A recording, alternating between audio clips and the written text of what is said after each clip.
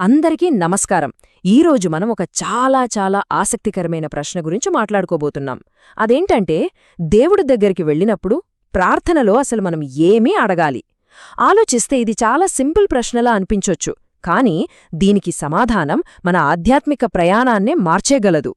ఒక్కసారి ఊహించుకోండి, ఇప్పుడు ఏ క్షణంలోనే మన ముందు దేవుడు ప్రత్యక్షమయ్యాడనుకోండి, నీ భక్తికి చాలా సంతోషించాను, ఏదైనా ఒక వరం కోరుకో అనంటే మన మనసులో టక్కునొచ్చే ఆలోచనేంటి? ఏమడుగుతాం? సహజంగానే మనలో చాలామంది ఏం చేస్తాం?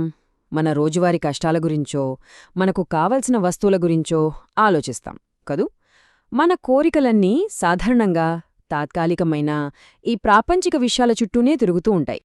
అవును, ఇవే కదా మన సాధారణ ప్రార్థనలు. గుడికి వెళ్ళినా, ఎక్కడికైనా తీర్థయాత్రలకు వెళ్ళినా మనం అడిగేవి ఎక్కువగా ఇవే ఉంటాయి. ఓ మంచి ఉద్యోగం కావాలి దేవుడా, ఇంకా కొంచెం డబ్బొస్తే బాగుండు, ఇంట్లో ఈ గొడవలు తగ్గితే చాలు, ఆరోగ్యం బాగుండాలి. ఇలాంటి కోరికలే మన లిస్టులో ముందుంటాయి. అయితే మనం అడిగే ఈ కోరికల గురించి శ్రీరామకృష్ణ పరమహంస ఒక అద్భుతమైన విషయం చెప్పారు. ఆయన ఏమన్నారంటే, మనం దేవుణ్ణి ఇలాంటి చిన్న చిన్న కోరికలు కోరడం అచ్చం ఒక మహారాజు దగ్గరికి వెళ్ళి, మహారాజా, నాకు ఓ 2 కిలోల గుమ్మడికాయ ఇవ్వండి అని అడిగినట్టుంటుందట. ఎంత విచిత్రంగా ఉంది కదూ? ఓకే, ఈ పోలికని ఇంకొంచెం వివరంగా చూద్దాం. ఇక్కడ ఆ గొప్ప రాజు అంటే మరెవరో కాదు, ఆ భగవంతుడే. మరి ఆ కూరగాయలు? అవే మన ప్రాపంచిక కోరికలు, అంటే డబ్బు, ఉద్యోగం, ఆరోగ్యం లాంటివి. అంత శక్తి ఉన్న రాజు దగ్గరికి వెళ్ళి ఇంత చిన్నవి అడగడమేంటి అని ఆయన ఉద్దేశం. ఇప్పుడు అసలైన ప్రశ్నకి వచ్చాం. మహారాజు దగ్గర కూరగాయలు అడగకూడదంటే మరి ఇంకేమడగాలి? ఏదడిగితే అది నిజమైన సంపద అవుతుంది? దాని గురించే ఇప్పుడు మనం తెలుసుకోబోతున్నాం. మన ఆధ్యాత్మిక గ్రంథాలు, మన పెద్దలు చెప్పేదేంటంటే, ఈ భౌతికమైన వస్తువులకి మించి మనం దేవుణ్ణి అడగాల్సిన అసలైన సంపద వేరే ఉంది. అదే నిజమైన నిధి. ఆ గొప్ప సంపదలు, ఆ నిజమైన నిధులు 3 ఉన్నాయన్నమాట. మొదటిది భక్తి, అంటే దేవుడి మీద స్వచ్ఛమైన, తిరిగి ఏమీ ఆశించని ప్రేమ.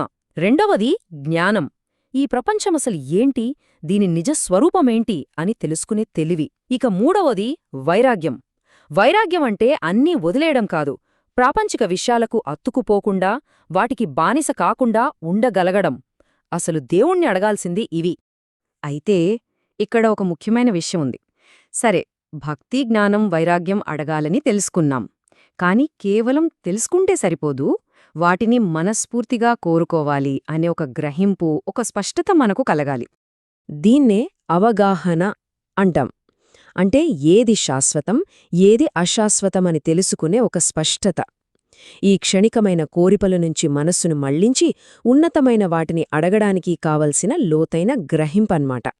సో ఇదంతా విన్నాక మన ముందొక పెద్ద ప్రశ్న మిగిలిపోతుంది. భక్తి, జ్ఞానం, వైరాగ్యం, ఈ నిజమైన సంపదను అడగాలి అనే ఆ స్పష్టత, ఆ అవగాహన మనలో ఎంతమందికి ఉంది? అసలు అలాంటి అవగాహన మనకు కలగాలని మనమెప్పుడైనా ప్రయత్నం చేశామా? ఒక్కసారి మనసు పెట్టి ఆలోచించాల్సిన విషయమిది.